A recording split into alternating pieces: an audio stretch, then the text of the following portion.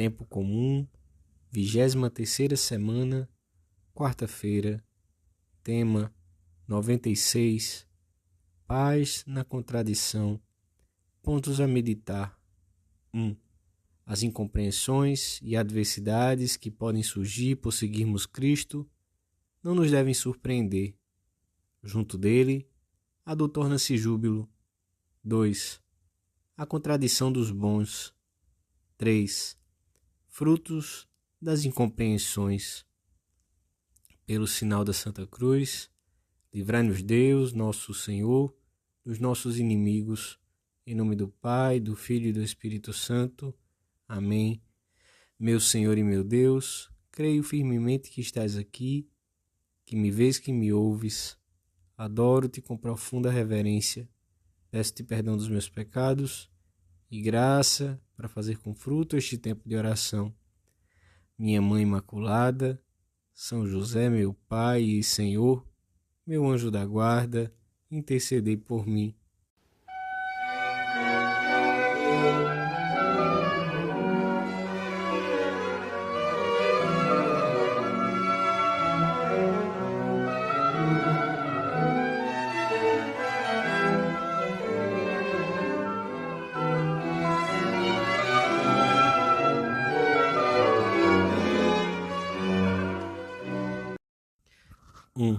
O Senhor anuncia em diversas ocasiões que quem deseja segui-lo verdadeiramente e de perto terá que enfrentar as investidas dos que se comportam como inimigos de Deus e até dos que, sendo cristãos, não vivem com coerência a sua fé. O cristão, no seu caminho de santidade, encontrará por vezes um clima de hostilidade que o Senhor não duvidou em chamar com uma palavra dura: perseguição.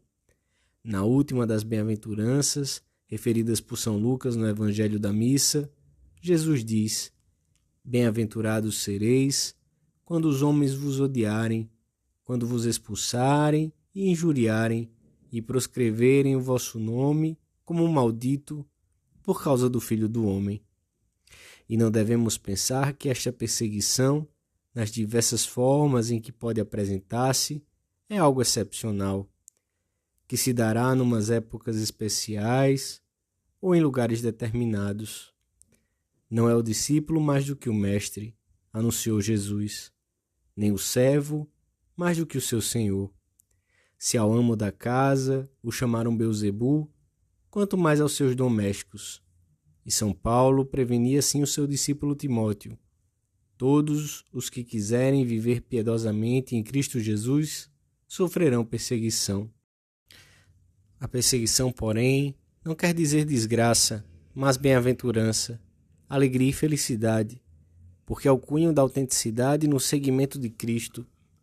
Significa que as pessoas e as obras vão por bom caminho e, por isso, não devem tirar-nos a paz nem surpreender-nos. Se alguma vez o Senhor permite que sintamos a dor da perseguição aberta, a calúnia, a difamação, ou essa outra mais disfarçada, que emprega como armas a ironia empenhada em ridicularizar os valores cristãos, ou a pressão ambiental concentrada em amedrontar os que se atrevem a defender uma visão cristã da vida e em desprestigiá-los perante a opinião pública, devemos saber que é uma ocasião permitida por Deus para que nos cumulemos de frutos, como dizia um mártir enquanto se dirigia para a morte. Onde maior é o trabalho, maior é o lucro. Deveremos, nesses casos, agradecer ao Senhor a confiança que depositou em nós, ao considerar-nos capazes de sofrer um pouco por Ele. E imitaremos os apóstolos, ainda que em ponto muito pequeno, quando, depois de terem sido açoitados por pregarem publicamente a boa nova, saíram alegres do sinédrio, por terem sido dignos de padecer ultrajes pelo nome de Jesus.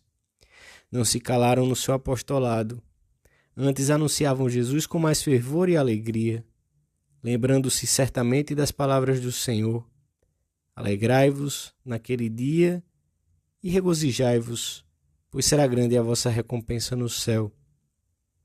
Junto de Jesus Cristo, a dor torna-se contentamento. É melhor para mim, Senhor, sofrer a tribulação, contanto que estejas comigo, do que reinar sem ti, passar bem sem ti, gloriar-me sem ti. É melhor para mim, Senhor, abraçar-me a ti na tribulação, ter-te comigo no forno ardente, do que estar sem ti, ainda que fosse no próprio céu. Que me importa o céu sem ti? E contigo, que me importa a terra?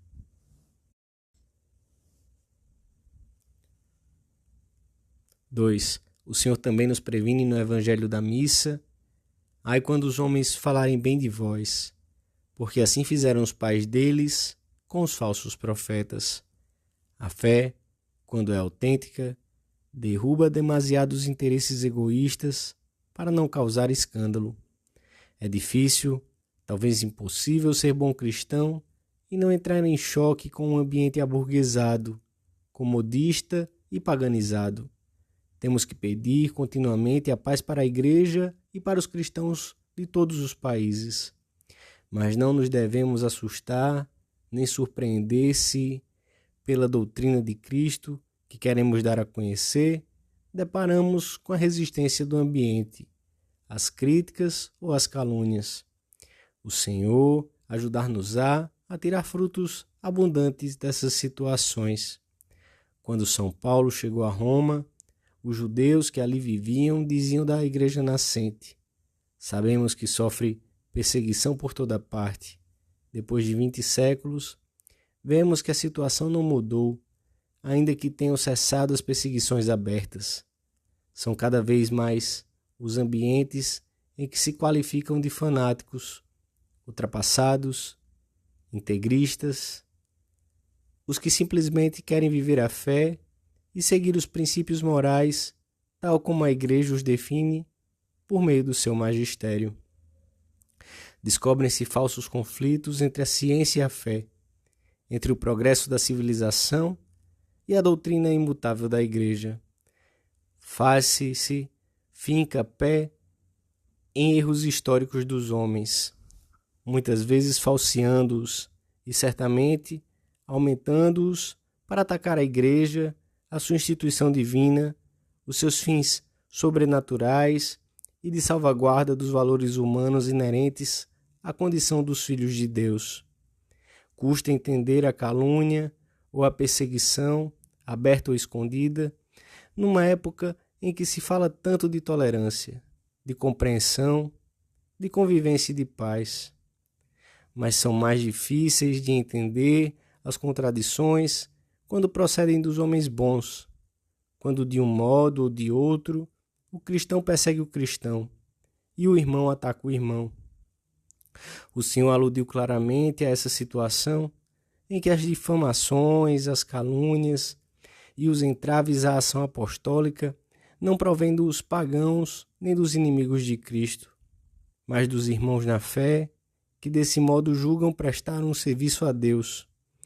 A contradição dos bons, expressão cunhada pelo fundador do Opus Dei, que a experimentou dolorosamente na sua vida, é uma prova que Deus permite às vezes e que é particularmente penosa para o cristão que a sofre. O motivo costuma ser exaltações demasiado humanas que podem distorcer o bom juízo e a intenção limpa de homens que professam a mesma fé e formam o mesmo povo de Deus. Às vezes, há zelos ao invés de zelo pelas almas. Emulação imprudente, que olha com inveja e considera como um mal o bem feito pelos outros. Pode haver também dogmatismo estreito que se recusa a reconhecer aos outros o direito de pensar de maneira diferente em matérias deixadas por Deus à livre apreciação dos homens. A contradição dos bons costuma manifestar-se em desamor para com alguns irmãos na fé, em oposição disfarçada e crítica destrutiva.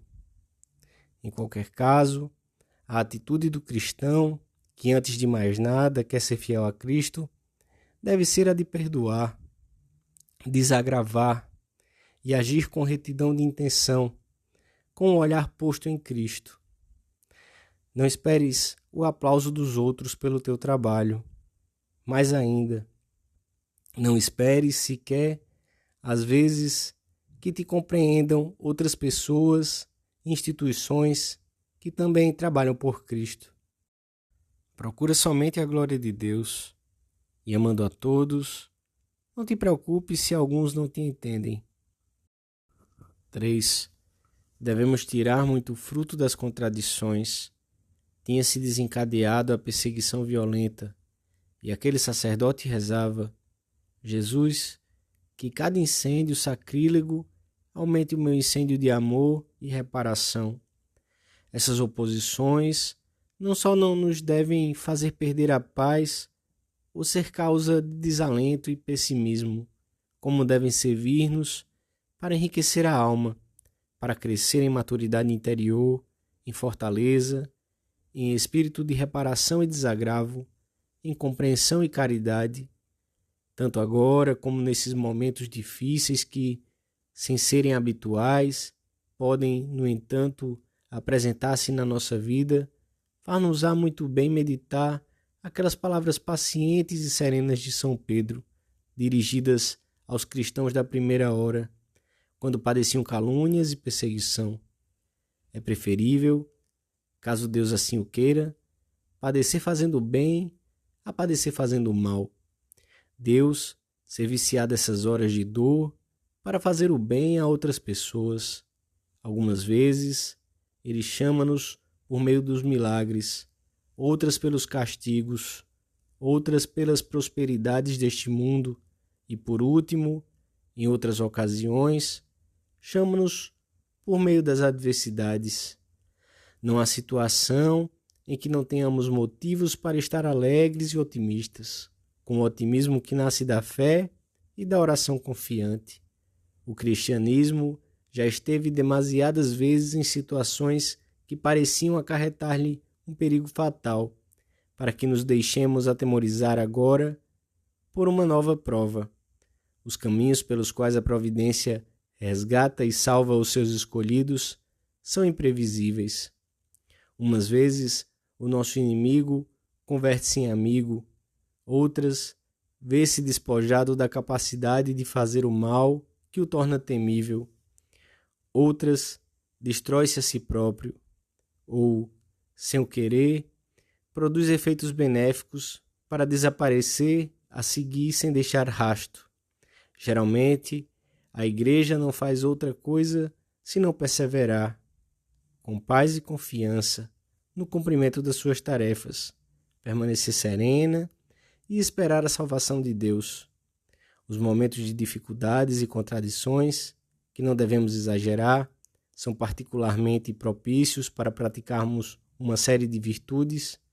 Devemos pedir por aqueles que nos fazem mal, talvez sem o saberem, para que deixem de ofender a Deus, desagravar o Senhor, sendo mais fiéis nos nossos deveres cotidianos, dedicar-nos a uma ação apostólica mais intensa, proteger com caridade os irmãos fracos na fé, que pela sua idade, pela sua pouca formação ou pela sua situação particular, poderiam sofrer um dano maior na sua alma.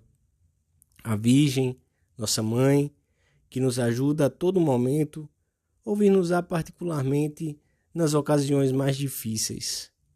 Dirige-te à Virgem Maria, Mãe, Filha, Esposa de Deus, Mãe Nossa, e pede-lhe que te obtenha da Trindade Santíssima mais graças, a graça da fé, da esperança, do amor, da contrição, para que, quando na vida parecer que sopra um vento forte, seco, capaz de estiolar essas flores da alma, não estiole as tuas, nem as dos teus irmãos.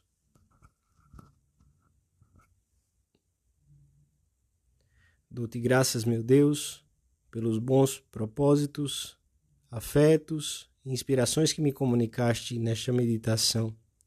Peço-te ajuda para os pôr em prática. Minha Mãe Imaculada, São José, meu Pai e Senhor, meu anjo da guarda, intercedei por mim.